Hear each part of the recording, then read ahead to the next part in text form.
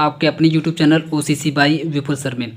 दोस्तों आज हम लोग पढ़ेंगे बीएससी सेकेंड ईयर के फिजिकल केमिस्ट्री के मोस्ट इंपॉर्टेंट क्वेश्चन की पार्ट नंबर 21 में एक और बेहद महत्वपूर्ण टॉपिक को, जिसका नाम है एक्टिव मास। वैसे एक्टिव मास से आप देखेंगे क्वेश्चन आपके पेपर में नहीं मिलेगा। पेपर में आपके क्वेश्चन किस तरीके से मिलेगा मैं आपको दिखाता हूँ अभी। जैसे ये देखिए क्वेश्चन नंबर 3 को आप देखिए। क्वेश्चन नंबर 3 को अगर आप लोग ध्यान से देखेंगे तो इसमें लिखा हुआ derive law of mass action thermodynamically, यानी कि आपको बस एक छोटा सा एक लाइन का क्वेश्चन आपको मिल जाएगा कि आप मास एक्शन को डिराइव करिए, यानी कि लॉ ऑफ मास एक्शन को आप डिराइव करिए थर्मोडायनेमिकली।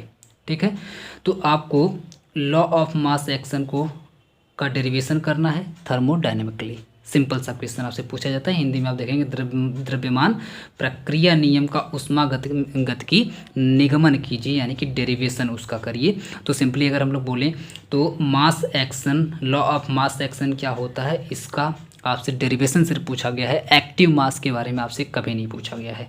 तो हम लोग सिंपली पढ़ेंगे उसी को, लेकिन उससे पहले क्योंकि ये मास एक्शन क्या होता है, एक्टिव मास क्या होता है, इसको समझने के लिए हमको एक्टिव मास को पहले पढ़ना पड़ेगा। तो उसको हम लोग पहले पढ़ते हैं, समझते हैं और इसके बाद आते हैं अपने मेन टॉपिक पर। तब तक के लिए इंतज़ार करिए, आते हैं अपने टॉपिक पर। तो सबसे पहले हम लोग समझने की कोशिश करेंगे कि एक्टिव मास क्या होता है। अगर आप लोग नाम को ध्यान से देखेंगे तो नाम में ही सब राज छिपा होता है। देखेंगे आप तो लिखा हुआ है एक्टिव मास। मास का मतलब आप लोग जानते हैं, है ना। मास का मतलब आप लोग जानते हैं, कोई भी हिंदी में वैसे जनरली हम लोग द्रव्यमान बोलते हैं, यानी कि कोई भी मैटर के अंदर जितनी भी चीज़ें होती हैं, जितने भी उसके मॉलिक्यूल्स होते हैं, उसी को जनरली उसका मास बोल देते हैं। ठीक है, जितना उसका केजी में मास होता है। तो वो एक्टिव हो, है ना, लिखा हुआ एक्टिव मास, यानी कि एक्टिव मास हो। अब आप बोलेंगे सर ये एक्टिव पैसिव कहाँ पढ़ा रहे हैं, इंग्लिश थोड़ी हम लोग पढ़ रहे हैं। एक्टिव मास क्या होगा, तो ये एक्टिव पैसिव नहीं पढ़ा रहे हैं, एक्टिव मास पढ़ा रहे हैं। और एक्टिव मास आपका फिजिकल केमिस्ट्री में है। एक्टिव मास का मतलब एक ऐसा मास, मास का मतलब वो वाला भी मास मत समझ लीजिएगा जो आप लोग खाते हैं, खाने वाला नहीं है, पढ़ने वाला मास है। ठीक है, तो एक्टिव मास की अगर हम लोग बात करें तो ऐसा मास जो एक्टिव हो, सिंपल ऐसा मास जो एक्टिव हो। अब एक टॉपिक याद दिलाना चाहेंगे, अगर आप लोग क्लास 12 में पढ़े हैं, जिसका नाम है मोलैरिटी। जिसका नाम क्या है, मोलैरिटी, जिसको हिंदी में हम लोग बोलते हैं मोलरता। मोलरता वाला टॉपिक अगर आप लोग पढ़े होंगे तो सेम टॉपिक को ही आप बोल लीजिए कि एक्टिव मास का ही वो टॉपिक है। किसका टॉपिक है भाई, एक्टिव मास का टॉपिक है। अगर आप लोग उसको ठीक से समझे हैं तो इसको भी आप लोग ठीक से समझ सकते हैं, कोई परेशानी आपको नहीं होगी। अब हम इसको समझाने की कोशिश करते हैं। The active mass means molarity of substance. आपने देखा मोलैरिटी का यूज कर दिया ना, यानी कि एक्टिव मास का मतलब ही होता है कि किसी भी सब्सटेंस, किसी भी मटेरियल की मोलैरिटी। मोलैरिटी का मतलब है उसकी मोलरता, हिंदी में बोले तो। ठीक है, तो एक्टिव मास मीन्स किसी भी सब्सटेंस की मोलैरिटी को ही उसका एक्टिव मास बोला जाता है। और मोलर कॉन्सेंट्रेशन, यहाँ पे लिखा हुआ कॉन्सेंट्रेशन, ठीक है, कॉन्सेंट और ट्रेशन यहाँ तक लिखा हुआ है, तो concentration of reactant and product. या तो आप ये बोल लीजिए कि एक्टिव मास आपका वो होता है, वो का मतलब क्या, किसी भी सब्सटेंस का की जो मोलरता होती है, यानी कि मोलैरिटी। सीधे सीधे बोले तो किसी भी सब्सटेंस की मोलैरिटी को ही उसका एक्टिव मास बोला जाता है, या फिर उसी सब्सटेंस की रिएक्टेंट और प्रोडक्ट का जो मोलर कॉन्सेंट्रेशन होता है उसे भी हम लोग एक्टिव मास बोलते हैं। एक बार फिर से सुन लीजिए, किसी भी सब्सटेंस की मोलैरिटी को ही उसका एक्टिव मास बोला जाता है, या फिर दूसरी भाषा में बोलना चाहें तो आप जानते हैं किसी भी रिएक्शन में रिएक्टेंट होता है और प्रोडक्ट, तो रिएक्टेंट और प्रोडक्ट का जो मोलर कॉन्सेंट्रेशन होता है उसे भी आप लोग एक्टिव मास बोल सकते हैं। दोनों बातें सेम है। उम्मीद करते हैं आप लोग समझ गए होंगे। इट इज़ रिप्रेजेंटेड बाई, आप देखेंगे कैपिटल ब्रैकेट जो होता है, कैपिटल ब्रैकेट से इसको हम लोग जनरली यहाँ पे डिनोट करते हैं। ठीक है, thus the number of mole of substance in per litre is called active mass. आपने देखा कि अभी हम लोग बोल रहे थे कि मोलैरिटी, किसी भी सब्सटेंस की जो मोलैरिटी होगी उसे हम लोग एक्टिव मास बोलेंगे। तो अगर आप लोग मोलैरिटी की डिफिनीसन अगर आप लोग पढ़े होंगे तो मोलैरिटी हम लोग किसे बोलते हैं, मोलैरिटी क्या होती है, तो मोलैरिटी मीन्स कि नंबर ऑफ मोल्स, किसका मोल, तो सोल्यूट मीन्स वो वाला सोल्यूट करने वाला नहीं, आर्मी वाला सोल्यूट नहीं। सोल्यूट का मतलब जिसको आप लोग विलेय बोलते हैं ना, विलेन किससे मिल के बनता है, तो विलेय और विलायक से मिल करके बनता है, यानी कि सोल्यूट और सॉल्वेंट से मिल करके बनता है। तो सोल्यूट की हम बात कर रहे हैं, यानी कि number of mole of solute in the solution is known, sorry, in the per litre solution is known as molarity. एक बार फिर से सुन लीजिए, number of mole of solute in per litre solution is known as molarity, molarity of the solution. तो molarity का मतलब होता है कि जितना मोल होगा सोल्यूट का किसी भी सॉल्वेंट के अंदर, वही उसकी मोलैरिटी होगी। और उसी को यहाँ पे बोला जा रहा है कि दस the number of mole of substance, यानी कि जो सब्सटेंस होगा वो सब्सटेंस कितना मोल है इन पर लीटर, यानी कि एक लीटर में, 2 लीटर में, 3 लीटर में, सीधे सीधे कहें तो 1 लीटर में कितना मोल है उसे ही कहा जाएगा एक्टिव मास। पता है ये दोनों डेफिनेशन में कोई अंतर है? कोई अंतर नहीं है, सेम डेफिनेशन है। इसमें बोला जा रहा है कि सोल्यूट, बस यहाँ पे सोल्यूट बोला जा रहा है और यहाँ पे सब्सटेंस बोला जा रहा है। यहाँ पे सोल्यूशन बोला जा रहा है और यहाँ पे सोल्यूशन का नाम नहीं लिया जा रहा है, और रिएक्शन भी हो सकता है। ठीक है, तो सिंपली बोला जाए तो दोनों चीज़ें बिल्कुल एक ही हैं। यहाँ पे बस बोला जा रहा है कि number of mole of solute in per litre solution, और यहाँ पर भी बोला जा रहा है कि number of mole of substance in per litre. पर लीटर से बोला गया तो पर लीटर का मतलब 1 लीटर के अंदर, बेसिकली 1 लीटर आपका सोल्यूशन भी हो सकता है, रिएक्शन भी हो सकता है, या कोई भी चीज़ हो सकती है। इस तरीके से जनरली यहाँ पे कोई वैसा नाम एग्जैक्ट नहीं लिया गया है। जनरली यहाँ पे रिएक्शन की ही हम लोग बात करेंगे, तो उसे ही हम लोग बोला जाता है, हम लोग बोलते हैं एक्टिव मास। सीधे सीधे कहें तो मोलरता यानी कि मोलैरिटी को ही एक्टिव मास बोला जाता है। और एक्टिव मास किसका, तो आगे लिखा हुआ है ऑफ दैट सब्सटेंस, यानी जिस सब्सटेंस के बारे में आप निकाल रहे हैं, जिस सब्सटेंस को आप मेजर कर रहे हैं, जिस सब्सटेंस को आप ले रहे हैं पर लीटर में, जिस सब्सटेंस का आप मोल ले रहे हैं पर लीटर में, उसी सब्सटेंस का उसको एक्टिव मास बोला जाएगा। और ग्राम मॉलिक्यूलर वेट भी आप लोग उसको बोल सकते हैं, ग्राम मॉलिक्यूलर वेट इन पर लीटर, यानी कि 1 लीटर या पर लीटर के अंदर ग्राम मॉलिक्यूलर वेट उस सब्सटेंस का कितना है, उसे भी आप लोग एक्टिव मास बोल सकते हैं। तो ढेर सारी डिफिनेशंस इसकी निकल करके आ रही हैं, सब पे आप लोग ध्यान से देखिएगा और इसको याद करने की कोशिश करिएगा। याद क्या करना है, बस एक बार देर से आप लोग समझ लेंगे तो आराम से अपने एग्जाम में लिख के आ जाएंगे।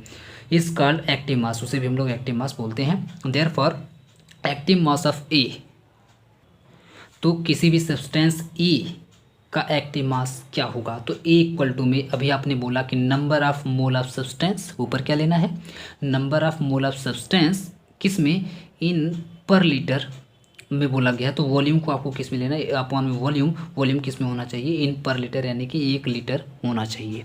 तो 1 लीटर में number of mole of substance कितना होगा, उसे ही बोला जाएगा एक्टिव मास। भैया एक्टिव है वो, है ना, 1 लीटर में जितना आप सब्सटेंस मिला दिए बिल्कुल एक्टिव है वो, एकदम रिएक्शन करेगा धकाधक, कोई दिक्कत नहीं है। 10 एक्टिव मास ऑफ बी, अगर आप, ये तो सब्सटेंस ए के लिए हो गया, अगर मान लीजिए सब्सटेंस बी के लिए निकालना हो तो बी लिख देंगे यहाँ पे, लेकिन ध्यान दीजिएगा इसको स्क्वायर ब्रैकेट में इस तरीके से लिखा गया है, यानी कि बड़े वाले ब्रैकेट में लिखा गया है। ठीक है, तो स्क्वायर ब्रैकेट में आप लोग लिखेंगे यहाँ पे बी इक्वल टू में number of mole of substance be upon में वॉल्यूम इन पर लीटर। यहाँ पर सब्सटेंस ए लिखा गया in volume in per litre. तो बहुत ही सिंपल से इसकी डेफिनेशन है, इसका फार्मूला है। अगर लक बाई चांस आपसे एक्टिव मास के बारे में पूछा जाता है तो भी आप लोग आराम से लिख ले जाएंगे, नहीं पूछा गया तो कोई बात ही नहीं, ये बस आपको समझाने के लिए था, इसका कोई मतलब नहीं है, एग्जाम में आपके नहीं आया हुआ है, इसको आपको नहीं लिखना है, इसको आप लोग काट दीजिए, कोई दिक्कत नहीं है। ठीक है, बस इसको आप लोग समझ लीजिए, इसको लिखिएगा मत। अब आते हैं जो हम लोग का मेन टॉपिक है, जिसका आपको डेरिवेशन करना है, उस पर आते हैं, एक्शन मास का डेरिवेशन, उसको हम लोग करते हैं। इस टॉपिक को अगर आप लोग ध्यान से देखेंगे तो ये टॉपिक आपका 3 बार पूछा गया है, 2013 में पूछा हुआ है, और याद रखिएगा 5 नंबर में पूछा गया है बी वाले सेक्शन में। तो 2013 में, 2015 में और 2018 में 3 बार अभी तक पूछा गया। इसके आगे का डेटा मेरे पास नहीं है, आप लोग देख लेंगे अपने अपने प्रीवियस ईयर पेपर में कि इसके आगे भी कब कब पूछा गया। ठीक है, तो ये आप लोग देख लीजिएगा। फिलहाल के लिए आते हैं अपने टॉपिक पर। तो लॉ ऑफ मास एक्शन का डेरिवेशन हम लोग करने चल रहे हैं। ठीक है, और अभी आपने पढ़ लिया कि एक्टिव मास क्या होता है, या मास एक्शन का जो लॉ होता है वो क्या होता है, ये सारी बातें आपने पढ़ लिया। तो आप लोग यहीं से स्टार्ट करेंगे कि मान लेते हैं कि अभी आपने देखा कि ए और बी के लिए हम कैसे माने हुए थे कि ए के लिए एक्टिव मास क्या होगा, बी के लिए एक्टिव मास क्या होगा। तो वहीं से ले लेते हैं, मान लेते हैं कोई ए नाम का एक रिएक्टेंट है, कोई बी नाम का एक रिएक्टेंट है, ये दोनों आपस में रिएक्शन करते हैं। तो रिएक्शन करने के बाद यहाँ से बनाते हैं C+D नाम का कोई 2 प्रोडक्ट बनाते हैं। कोई ए नाम का रिएक्टेंट है, कोई बी नाम का रिएक्टेंट है, ये दोनों मिल करके यहाँ पर आप देखेंगे सी और डी नाम का दो प्रोडक्ट बनाते हैं।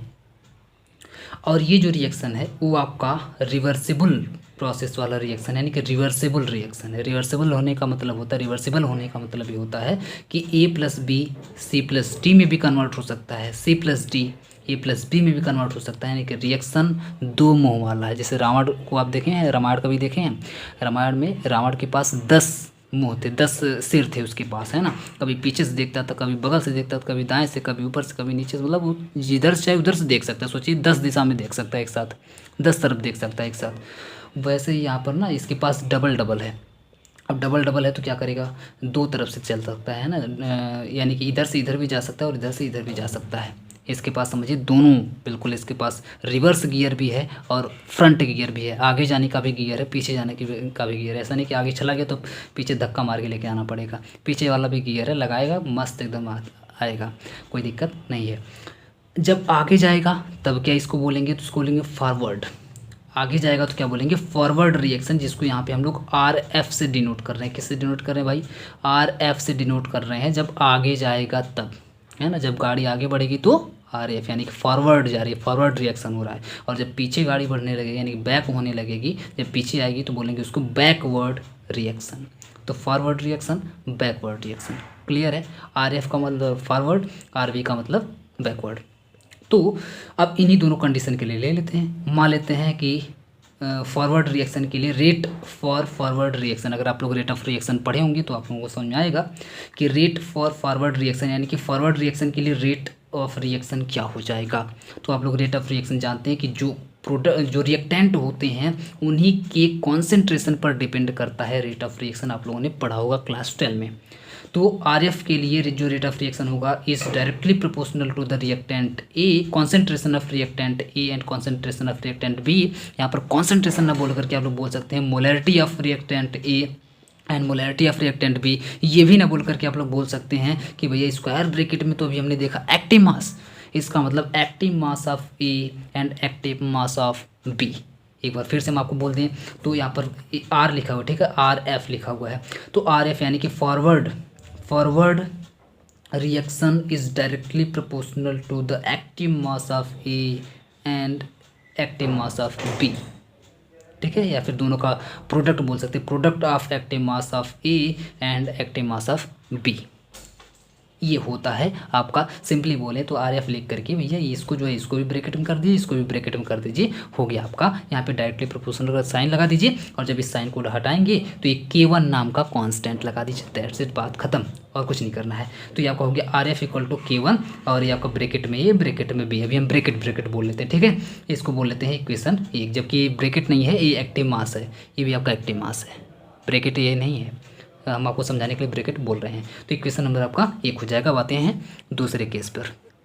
दूसरी केस है बैकवर्ड, है ना, रेट फॉर बैकवर्ड रिएक्शन। अगर मान लीजिए पीछे रिएक्शन चलने लगता है, बैक रिएक्शन लग जाता है, गलती से रिवर्स गियर लग जाता है, तब क्या होगा भैया, जब रिवर्स लग गया तो पीछे गाड़ी बढ़ने लगेगी अपने आप और जाएगी। तो अगर नहीं देखा ध्यान से ठोंक भी देगा किसी को तो देखिए क्या होगा, आर बी, यानी कि backward reaction. Backward reaction is directly proportional to product. क्यों, क्योंकि अभी आपने देखा है कि जब बैकवर्ड चलेगा तो इस पर ना डिपेंड करेगा, ये C plus D A plus B में कन्वर्ट हो रहा है, तो रिएक्शन किस पे डिपेंड करेगा भैया, सी प्लस डी पे डिपेंड करेगा ना, ए प्लस बी पे थोड़ी डिपेंड करेगा। जब आगे चलेगा तब ए प्लस बी पे डिपेंड करेगा, जब पीछे चलेगा तो सी प्लस डी पे डिपेंड करेगा, है ना।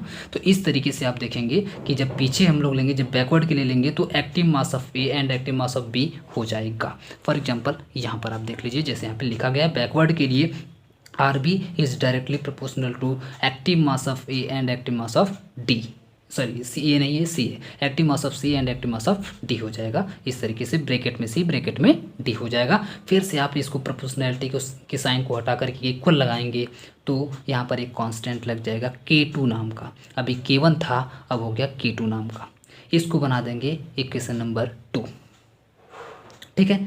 अब एक और केस लेते हैं और तीसरी केस का नाम है, मान लेते हैं कि ये दोनों, ये जो आपका रिएक्शन है वो एट इक्विलिब्रियम स्टेट में आ गया है। इक्विलिब्रियम स्टेट का मतलब आप लोग जानते हैं, मैं आपको इसके पहले बहुत बेहतरीन तरीके से इक्विलिब्रियम स्टेट समझा चुका हूँ। तो इक्विलिब्रियम का मतलब होता है बिल्कुल एकदम बराबरी वाला मामला, है ना, दोनों एकदम बिल्कुल बराबर में आ गए हैं, टक्कर में आ गए हैं, कोई दिक्कत नहीं है। यानी कि आपका जो आर एफ है वो आर बी के इक्वल हो गया। कहने का सेंस क्या हुआ, कि forward reaction is equal to backward reaction, यानी कि फॉरवर्ड रिएक्शन जितना है चला है उतना ही बैकवर्ड रिएक्शन भी चला है, यानी कि दोनों अगर आपस में इक्वल हो जाएं, इक्विलिब्रियम स्टेट में आ जाएं, तो इक्वल वाले केस में ये जो इसका जो राइट साइड है वो भी तो आपस में इक्वल हो जाएगा, है ना। जैसे अभी आपका ये जो इक्वेशन नंबर फर्स्ट है आपका, ये आपका जो इक्वेशन नंबर फर्स्ट है, ये चीज़ इस चीज़ के इक्वल हो जाएगी। Equation number first equation number two के इक्वल हो जाएगा इन इक्विलिब्रियम स्टेट। तो ये देख लीजिए K1 A B ब्रैकेट में ए ब्रैकेट में बी इक्वल टू में K2 ब्रैकेट में C ब्रैकेट में D। ब्रैकेट में अभी मैं आपको बस समझाने के लिए बोल रहा हूँ, आप लोग इसको एक्टिव मास समझिएगा, मैं आपको बार बार बोल रहा हूँ। तो आप एक बात बताइए, इस K2 को अगर इस तरफ लेके आया जाए तो क्या हो जाएगा, K1/K2, ये देखिए K1/K2, और इस चीज़ को उठा करके इधर कर दिया जाए, यानी कि दोनों आपस में एक्सचेंज कर लिए। एक्सचेंज मतलब तुम कुछ हमको दो, हम कुछ तुमको दें, जिसकी मुझे ज़रूरत है वो तुम दे दो, और जिसकी तुम्हें ज़रूरत है मैं दे दूँ। तो इसको ज़रूरत K1 बेचारा अकेला है, इसके साइज का है ना, इसकी बिरादरी का K2 है, तो K2 को इधर कर दिया। ये ब्रैकेट वाले की बिरादरी इधर है, तो इसको उठा करके इधर कर दिया, ठीक है। तो K2 उठा के इधर, इसको उठा के इधर, जब दोनों इधर और उधर हो गए तो ये देखिए K1/K2 इक्वल टू CD यहाँ पे पहले से था, और इसी के नीचे आ जाएगा AB। इतना तो आप लोग जानते हैं, हमको बताने की जरूरत नहीं, बस हम ऐसे ही बता रहे थे। ये देखिए फिर K1/K2 इक्वल टू में एक बात याद रखिएगा, बट लगा हुआ है ना, बट लगा करके K1/K2 कहने का मतलब क्या हुआ कि फॉरवर्ड रिएक्शन का जो आपका कांस्टेंट है और बैकवर्ड रिएक्शन का जो कांस्टेंट है, फॉरवर्ड रिएक्शन का कांस्टेंट अपॉन में बैकवर्ड रिएक्शन का कांस्टेंट इज इक्वल टू में Kc एक तीसरा कांस्टेंट होता है। ये बिल्कुल रट लीजिए, याद कर लीजिए, ये समझिए फॉर्मूला है जिसका यूज हम लोग करेंगे। तो कहने का मतलब ये हुआ कि K1/K2 इक्वल टू एक तीसरा कांस्टेंट होता है जिसको हम लोग बोलते हैं Kc, और Kc का नाम होता है इक्विलिब्रियम कांस्टेंट, है ना, केमिकल इक्विलिब्रियम कांस्टेंट। इसको बोलते हैं केमिकल इक्विलिब्रियम कांस्टेंट, क्योंकि आप देख पा रहे हैं किससे निकल करके आ रहा है, तो इक्विलिब्रियम स्टेट से निकल करके आ रहा है। तो याद कर लीजिए कि Kc का मतलब होता है इक्विलिब्रियम कांस्टेंट, यानी कि जब इसको आप इक्विलिब्रियम स्टेट में रख करके जब आप इसको सॉल्व करेंगे तो ये K1/K2 इक्वल टू Kc हो जाएगा। Kc का मतलब होता है कि chemical equilibrium constant, chemical equilibrium constant रट लीजिए, याद कर लीजिए, यहाँ पे मैं लिख भी दे रहा हूँ, केमिकल इक्विलिब्रियम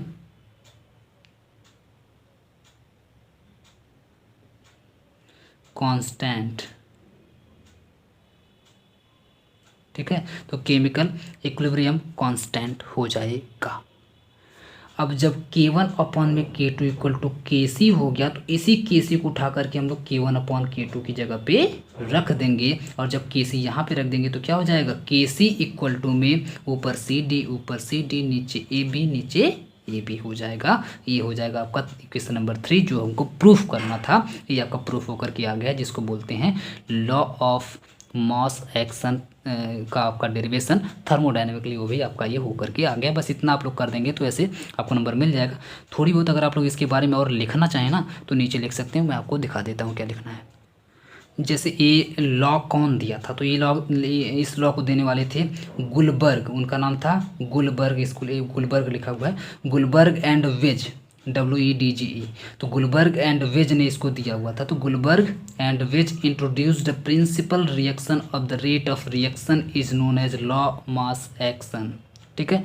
तो इन दोनों लोगों ने मिलकर के एक थियरी बनाई थी, एक रिलेशन बनाया था, जिस रिलेशन को बोला जाता है लॉ ऑफ मास एक्शन।